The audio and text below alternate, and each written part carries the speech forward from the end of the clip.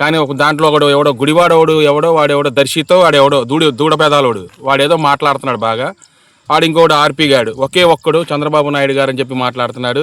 నిజంగా వీళ్ళు గనక కరెక్ట్గా వీళ్ళు కూటమి ప్రభుత్వంలో ఉన్నారు కాబట్టి ఒక మాట అడుగుతున్నాను. ఇప్పుడు దాకా మీ ప్రభుత్వం వచ్చి 2 సంవత్సరాలు అయిపోయింది, 2 సంవత్సరాలు దాటుతుంది. ఇప్పుడు దాకా మీ నాయకుడు ఏమైనా హామీలు నిలబెట్టాడరా? మీరు ఎంతవరకు జగన్మోహన్ రెడ్డి గురించి మాట్లాడతారు? జగన్మోహన్ రెడ్డి 11 ఏంటి గ్రామ సింహాలు. ఒక మాట చెప్తున్నాను మీకు, అతను మొగాడే కదరా. మీరు చేతగాన్న కొడుకులలాగా ముగ్గురు కలిసి వచ్చారు మీరు.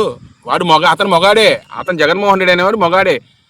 ఇప్పుడు దాకా ఏ ఒక్క పొత్తు లేకుండా ముందుకు వచ్చి 18 సీట్లు కట్టాడు, 67 సీట్లు గెలిచాడు, 150 సీట్లు కూడా 11 సీట్లు కాదు ఒక్కడే. మీలాగా 3-4 వేసుకుని రాలేదు కదా.